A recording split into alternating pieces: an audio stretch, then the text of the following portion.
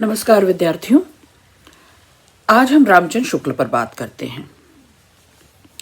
उनका निबंध लोकमंगल की साधनावस्था एक विचारक का निबंध है, एक वैज्ञानिक दृष्टिकोण लिए हुए आलोचक का निबंध है। उन्होंने काव्य के उद्देश्य पर यहाँ चर्चा की है, और उद्देश्य कैसा हो? लोकमंगल हो उसमें, यानी काव्य का विशद उद्देश्य जो है, व्यापक उद्देश्य जो है, महत्वपूर्ण उद्देश्य जो है, वो लोक मंगल होता है, जिसमें लोक का मंगल हो। दो अवस्थाएं लोक मंगल की उन्होंने मानी, एक सिद्धावस्था, एक साधनावस्था। सिद्धावस्था को वो मानते हैं कि लोकमंगल में सिद्ध स्थितियां, यानी सौंदर्य सिद्ध है, रूप सिद्ध है, तो वो दरअसल भोग पक्ष और प्रयत्न पक्ष दो की बात कर रहे होते हैं। सिद्धावस्था में भोग पक्ष की बात कर रहे हैं और साधनावस्था में प्रयत्न पक्ष की बात कर रहे हैं, संघर्ष की बात कर रहे हैं। और रामचंद्र शुक्ल को कविता में रूप सुंदर नहीं लगता, जो सिद्ध है आनंद की स्थिति वो सुंदर नहीं लगती, बल्कि साधना, प्रयत्न उन्हें अच्छे लगते हैं, संघर्ष उन्हें अच्छा लगता है। आगे बढ़ते हूं, यानी उनका ये कहना है कि सिद्धावस्था का काव्य जो है वो भोग पक्ष को लेकर चलता है और लोक वहां उपेक्षित हो जाता है। जहां भोग पक्ष होगा वहां लोक उपेक्षित हो जाएगा। काव्य और कवि दोनों कर्म सौंदर्य में ही अच्छे लगते हैं। ये इनके निबंध, जो लोकमंगल की साधनावस्था निबंध है, साधनावस्था पर विशेष जोर दे रहे हैं रामचंद्र शुक्ल, और कहते हैं कवि हो या उसका काव्य हो, उसकी कविता हो, ये दोनों ही कर्म सौंदर्य को लेकर अगर चलें तो इस पर रामचंद्र शुक्ल उसे लोकमंगल मानते हैं। आगे बढ़ती हूं, मैंने कुल मिलाकर ये कह सकते हैं हम कि इस निबंध में काव्य सौंदर्य या कवि कर्म कैसा हो, उसकी सुंदरता कैसी है, और काव्य रचना का मूल उद्देश्य क्या है, ये तीनों ही लोक मंगल है, लोक हित है। यानी लोक रंजन से ऊपर रामचंद्र शुक्ल लोक मंगल को मानते हैं। आगे बढ़ते हैं,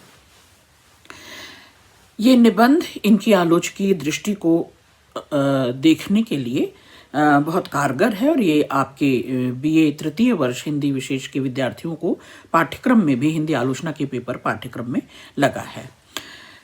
काव्य में लोकमंगल की साधनावस्था ये आपका पहला पाठ है। लोक को प्रतिष्ठित कर रहे हैं रामचंद्र शुक्ल यहाँ, यानी वो संसार को मिथ्या नहीं मानते। इस जीवन में रहते हुए, इस संसार में रहते हुए लगातार जो हम संघर्ष करते हैं, जो हम सतत साधना करते हैं, और उससे जो कर्म पैदा होता है वो सुंदर है रामचंद्र शुक्ल की दृष्टि में। इसलिए कर्म सौंदर्य को ही जीवन का सबसे सुंदर, सबसे जरूरी, और कविता का भी, जीवन का भी और कविता का भी, इस संसार में रहते हुए कर्म सौंदर्य को जीवन का सबसे बड़ा सौंदर्य रामचंद्र शुक्ल मानते हैं। इसे ऐसे भी देख सकते हैं आप कि जो संपूर्ण मानववादी दर्शन है उसका रामचंद्र शुक्ल एक तरह से विरोध कर रहे हैं। जगत मिथ्या नहीं, वे जगत को मिथ्या मानने से इनकार करते हैं और कहते हैं जगत की सत्ता को ही परिवर्तनशील बनाया जा सकता है। ये नित्य है, ये सतत है, और जो नित्यता है, जो सततता है, वही सुंदर है। अपने संघर्ष में ही, कर्म संघर्ष में ही काव्य भी हो और जीवन भी हो, दोनों सुंदर हैं।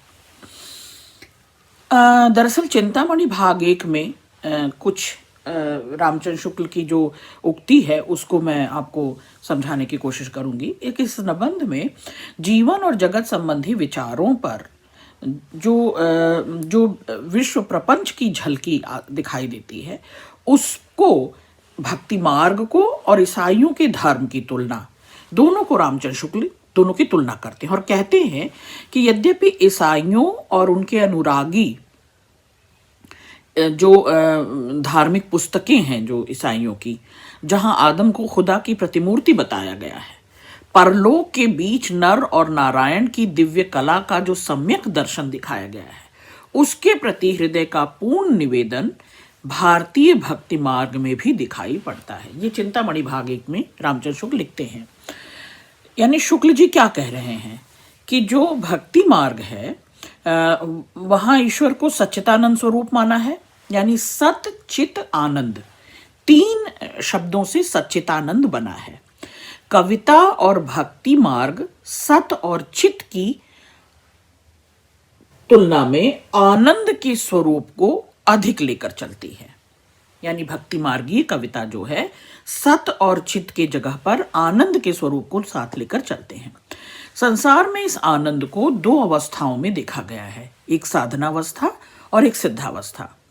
आनंद कभी भी एक समान नहीं रहता जगत में, संसार में, इसीलिए उसकी अभिव्यक्ति में भी विविधता पाई जाती है। कभी शोकग्रस्त समाज है तो इस लोक में जो शोक है, जो विद्यमान शोक है, कभी वहां सुख है, कभी समृद्धि है, कभी खुशी है, प्रसन्नता है। तो आनंद की स्थिति जगत में एक जैसी नहीं रहती। इस विविधता और आनंद की जो अवस्थाएं हैं, यहाँ लोक बाधा पड़ती है, यहाँ कभी कभी अन्याय होते हैं, अत्याचार होते हैं, और इससे त्रस्त होकर पूरी शक्ति के साथ लोक मंगल और लोक रंजन के रूप में अपने अस्तित्व को काव्य प्राप्त करता है। यानी आनंद की तमाम अवस्थाओं को पार करके आनंद मंगल की साधनावस्था व प्रयत्न पक्ष को शुक्ल जी सबसे महत्वपूर्ण मानते हैं। और वो कहते हैं कि जिस प्रकार प्रकाश फैला हुआ है, तो ये सिद्धावस्था है कि प्रकाश फैला हुआ है, ये भी आनंद दे रहा है कि सब तरफ प्रकाश फैला हुआ है। लेकिन उसी प्रकाश के फैलने के पूर्व, पहले उसके अंधकार को हटाना, उसके अंधकार को हटा कर देखना भी तो सुंदरता है। ये साधनावस्था है। फिर से समझे कि यानी जो सिद्ध चीजें हैं कि सब तरफ प्रकाश फैला है, ये भी आनंद दे रहा है। लेकिन एक साधना है, साधनावस्था में वे कहते हैं कि उस प्रकाश से पहले जो गहनतम अंधकार था, उसको काटना, उसको छांटना, उसको हटा कर देखना भी तो सुंदरता है, भी तो आनंद है। यही साधनावस्था है। मैं पूरी तरह से रामचंद्र शुक्ल की आलोचकीय दृष्टि को वैज्ञानिक मानती हूं, क्योंकि वो उपभोग से बढ़कर प्रयत्न को महत्व देते हैं। जो सिद्धावस्था है वो उपभोग की बात करती है कि जीवन जगत में जो कुछ सुंदर है उसका उपभोग कर व्यक्ति आनंद को प्राप्त करता है। नहीं, रामचंद्र शुक्ल साधनावस्था को महत्व दे रहे हैं और कहते हैं कि प्रयत्न का महत्व है, साधना का महत्व है, संघर्ष का महत्व है। इसीलिए मैं रामचंद्र शुक्ल को प्रगतिशील और वैज्ञानिक, वैचारिक उनकी आलोचकीय दृष्टि को मानती हूं। वैज्ञानिक दृष्टि से लोक मंगल में निहित जो सिद्धावस्था की अपेक्षा साधनावस्था को अर्जित कर रहा है, जो कल्याणकारी साहित्य की बात कर रहा है, जो भक्ति की बुनियाद भी कल्याणकारी साहित्य को देख रहा है, वो रामचंद्र शुक्ल है। तो जो प्रयत्न पक्ष को महत्व दे रहा है, जो लोक पीड़ा और लोक रक्षा के सरोकार को देख रहा है, साथ ही साथ शुक्ल जी के लिए ऐसा कवि मुकम्मल है, पूरा है, या सच्चा कवि है जो उपभोग पक्ष की तुलना में प्रयत्न पक्ष को तवज्जो दे। तो साधना में रत रहते हुए सच्चा कवि साधना अवस्था से रत होकर ही लोक जीवन का सौंदर्य दिखा सकता है। तो लोक को जीवनदायिनी शक्ति देना महत्वपूर्ण है, प्रयत्न से, संघर्ष से। तो उपभोग पक्ष, आनंद को भोगा जाए, उससे ज्यादा आनंद क्रिएट किया जाए, आनंद को बनाया जाए प्रयत्न से, हाँ, साधना से। ये शुक्ल जी के लिए महत्वपूर्ण था। चलिए आगे बढ़ती हूं।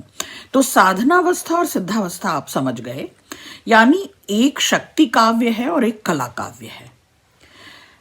कला काव्य यानी कविता कला के लिए, और दूसरी तरफ उसके पैरेलल शक्ति काव्य है, इसे अंग्रेजी के एक विद्वान डंटन हैं, वो भी यही कहते हैं कि पोएट्री एज एन एनर्जी यानी शक्ति काव्य और पोएट्री एज एन आर्ट यानी कला काव्य। इसी माइन्यूट डिफरेंस को आचार्य रामचंद्र शुक्ल अपने ढंग से समझाते हुए बताते हैं कि भोग पक्ष से महत्तर है प्रयत्न पक्ष। कला कला के लिए, कविता कला के लिए और कविता शक्ति देने के लिए, साधना के लिए। तो रामचंद्र शुक्ल कला से ऊपर साधना को मानते हैं, यही उनका प्रयत्न पक्ष हुआ। तो काव्य कला कौशल से उत्कृष्ट वो मानते हैं लोक मंगल को, लोक को सबसे ऊंचा मानते हैं, लोकहित को सबसे ऊंचा स्थान देते हैं। ठीक, और उसे ही साधनावस्था कहते हैं, ये सिद्धावस्था नहीं है। यानी शुक्ल जी के काव्य में आप देखें कला से बचने की सलाह दी जाती है, जिसका अर्थ कामशास्त्र की तमाम जो 64 कलाएं हैं जिसमें मनोरंजन मात्र है, आनंद जिसे कह रहे हैं ना, आनंद है। डंटन भी तो अपने ढंग से पोएट्री एज एन आर्ट में यही कहते हैं कि कला का उद्देश्य केवल मनोरंजन नहीं हो, उसे शक्ति काव्य से बनाया जाए, मिलाया जाए। शुक्ल जी भी मनोरंजन के उद्देश्य को लेकर रचित साहित्य को संकुचित मानते हैं और उन्हें ऐसा साहित्य खटकता है जो केवल मनोरंजन दे, जिसमें केवल श्रृंगारिक रास मिलता हो, विलास मिलता हो। तो शुक्ल जी की नजर में साहित्य जो मनोरंजन परोसता है, जो श्रृंगारिक रास विलास की बात करता है, वो खास काव्य नहीं है, क्योंकि वहां लोक पक्ष शून्य हो जाएगा। कला कौशल में उत्कृष्ट होने के लिए उसे लोक से जुड़ना होगा। लोक का स्थान अगर वो ग्रहण नहीं करता तो वो किसी काबिल नहीं है। और इसके कुछ उदाहरण भी शुक्ल जी देते हैं। आनंद के सिद्धावस्था का जहां जहां उपयोग हुआ है, क्योंकि साधनावस्था को महत्वपूर्ण मानते हैं, तो जहां जहां सिद्धावस्था का उपयोग हुआ है उसे, चाहे वो आर्य सप्तशती हो, चाहे वो गाथा सप्तशती हो, अमरूक शतक हो या गीत गोविंद हो, श्रृंगार की जो फुटकर कुछ पद्य हैं वो हो, यहाँ सब शुक्ल जी को कविता नहीं दिखाई देती, कला दिखाई देती है। और कला दिखाई देती है और वो सिद्ध अवस्था है, आनंद की सिद्ध अवस्था है। सूरसागर हो, कृष्ण भक्त कवियों की कुछ पदावलियां हैं, बिहारी सतसई, रीतिकालीन तमाम कवियों की जो फुटकर श्रृंगारिक रचनाएं हैं, हाँ, इन सब के वर्णन को वो काव्य नहीं कहते। उन कविताओं को, फारसी उर्दू शायरी की भी कुछ गजलों को वो कविता नहीं मानते, क्योंकि वहां वो लोक से वियुक्त है, लोक मंगल और लोक हित से वियुक्त है। और यही वजह है कि इन सारी काव्य रचनाओं को वो कला का तो उत्कृष्ट रूप देखते हैं, वहां की बहुत सारी कला है। वहां प्रेमचंद भी तो यही कहा करते थे, जहां बहुत सारी कला होगी वहां साहित्य नहीं होगा। तो बहुत सारी कला है यहाँ, लेकिन ये साधना नहीं है, ये प्रयत्न नहीं है, ये कोई संघर्ष नहीं है। इसके बिल्कुल विपरीत जहां वो साधनावस्था पाते हैं कविता में, यानी कि आनंद की वो स्थिति, आनंद की दो स्थितियां हैं, सिद्धावस्था, साधनावस्था। आनंद की दूसरी स्थिति यानी साधनावस्था, जहां प्रयत्न पक्ष को ऊपर रखा गया है। ऐसे काव्य का उदाहरण देते हुए रामचंद्र शुक्ल रामायण को उत्कृष्ट रचना मानते हैं, महाभारत को मानते हैं, रघुवंश, शिशुपाल, कीर्तार्जुनीय को महत्वपूर्ण मानते हैं। छत्र प्रकाश और इस तरह के तमाम जो प्रबंध काव्य हैं, भूषण आदि के भी कवियों के जो वीर रसात्मक मरसिए हैं, आल्हा हैं, इन सब को दरअसल वो महत्वपूर्ण मानते हैं। अब ये ध्यान रखिए विद्यार्थियों कि शुक्ल जी बिहारी सतसई और उसके प्रबंध काव्य को, बैलेट को, इस सब को जो गीतात्मक कविताएं हैं उसको सिद्धावस्था की श्रेणी में रख रहे हैं, क्योंकि वो वहां जन की बात नहीं की जा रही, वहां लोक की बात नहीं की जा रही।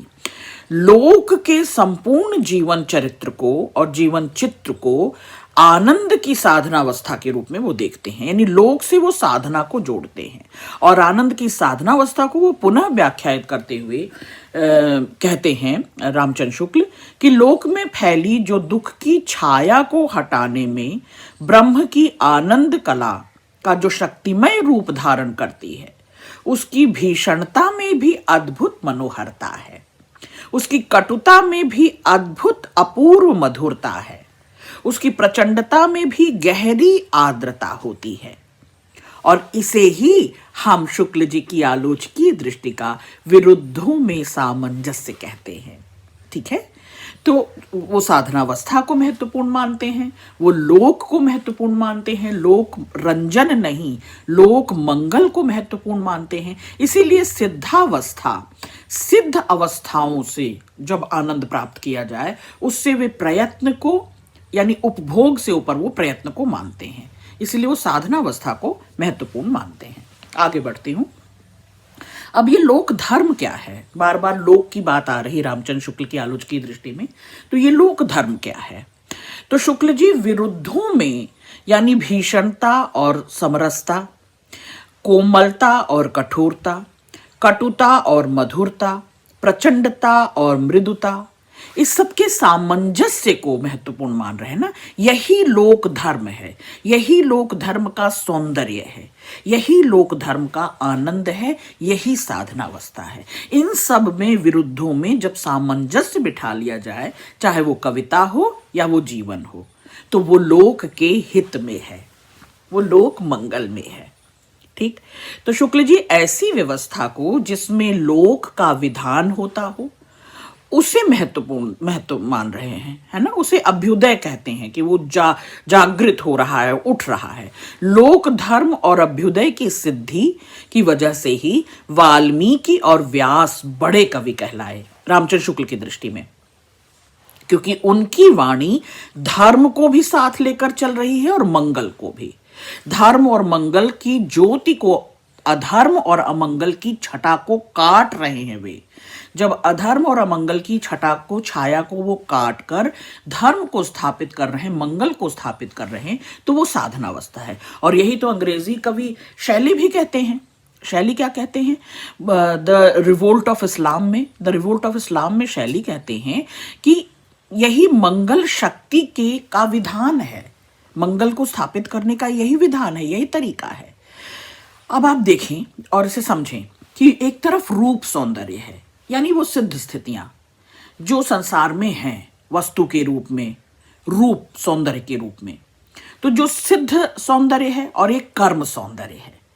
रामचंद्र शुक्ल सिद्ध सौंदर्य से कर्म सौंदर्य को, रूप सौंदर्य से कर्म सौंदर्य को महत्वपूर्ण मानते हैं। कर्म सौंदर्य में रामचंद्र शुक्ल अधिक विश्वास करते हैं। उन्हें जो पहले से सुंदर चीजें हैं वो आकर्षित नहीं करती, लेकिन जो अपने कर्म और संघर्ष से, अपने प्रयत्न से सुंदर बन जाती हैं, रामचंद्र शुक्ल को जीवन जगत में भी वही आकर्षित करती हैं और कविता में भी। ये उनकी आलोचकीय दृष्टि है।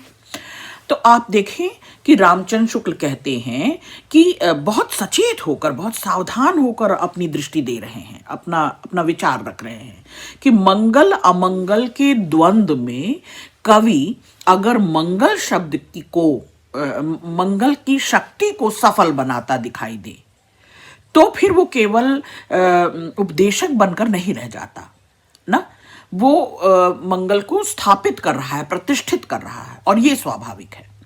तो अस्वाभाविक ना दिखे कुछ, स्वाभाविक विधान में वो मंगल को स्थापित करे। जैसे राम सुंदर है, तो किस लिए सुंदर हैं? क्योंकि रूप गुण में सुंदर है? नहीं, कवि सौंदर्य की उपादेयता भी चरित्र और हृदय के अनुसार परखता है। राम इसलिए सुंदर हैं क्योंकि उनका चरित्र ही महाकाव्य है, उनका चरित्र उदात्त है, वो लोकहितकारी हैं, लोक मंगलकारी हैं। तो अब लोक के हृदय में बसते हैं, रमते हैं राम, इसलिए राम सुंदर हैं। तो अपने कर्म से, अपने प्रयत्न से, अपनी साधना से राम सुंदर है, न कि रूप गुण से राम सुंदर है। ठीक है, इसलिए नहीं कि सिद्ध हो गया कि राम सुंदर है, इसलिए कि साधना से राम सुंदर बने।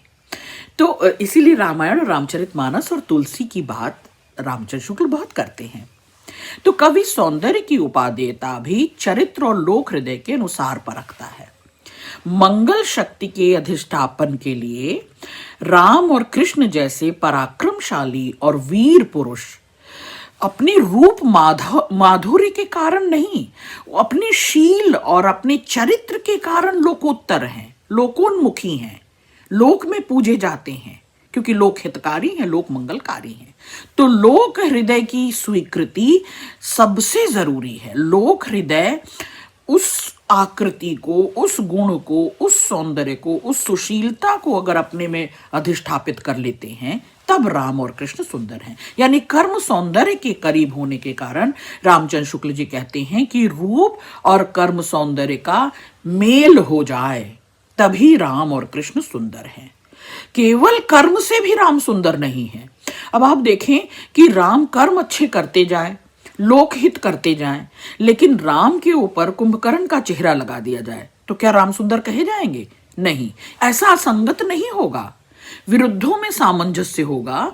कुंभकर्ण को केवल राम का की सुंदरता दे दी जाए और काम वो आलस का ही करे तो वो कुंभकर्ण ही कहलाएगा, और राम कुंभकर्ण का चेहरा पाएंगे तो सब गड़बड़ हो जाएगा। राम अपने में सुंदर है, उनका रूप सुंदर है, लेकिन उसके साथ साथ उनके क्योंकि कर्म भी सुंदर हैं, लोक मंगलकारी हैं, लोक हितकारी हैं, इसलिए वो साधनावस्था को आनंद की चरम स्थिति मानते हैं, उत्कृष्ट, समुन्नत, समृद्ध स्थिति मानते हैं। ठीक, तो रूप और कर्म के सामंजस्य को यही अंग्रेजी कवि शैली भी यही कहते हैं। जिस रूप और कर्म के सामंजस्य को रामचंद्र शुक्ल बता रहे हैं कि तब वो साधनावस्था बनेगी, तब वो जीवन में भी साधनावस्था बनेगी आनंद की, और कविता में भी आनंद की साधनावस्था बनेगी। इसी को शैली भी अपने ढंग से कहते हैं कि राज धर्म सब प्रकार की शासन व्यवस्था जो है वो विरोधी व्यवस्था है। अपने प्रबंध काव्यों में रूप और कर्म सौंदर्य का मेल कराते हैं अंग्रेजी कवि शैली भी, और यही आलोचकीय दृष्टि रामचंद्र शुक्ल की है।